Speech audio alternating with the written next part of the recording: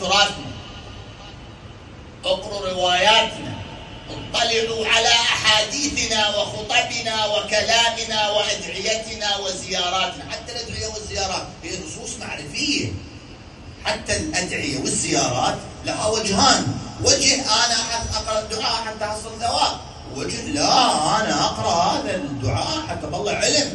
اللهم اغفر لي الذنوب التي تهتك العصم. سؤال، يا الذنوب التي تهتك، كم ذنب يهتك العصم يا هي؟ مننا أقرأ هيك أنا حتى الله يغفر لي. نعم، بس فإمتى أنا إذا ما أعرف الذنوب اللي تهتك العصم شلون أطلبهم؟ ما أعرفها. يا من دل على ذاته بذاته في دعاء الصباح، شنو معناه؟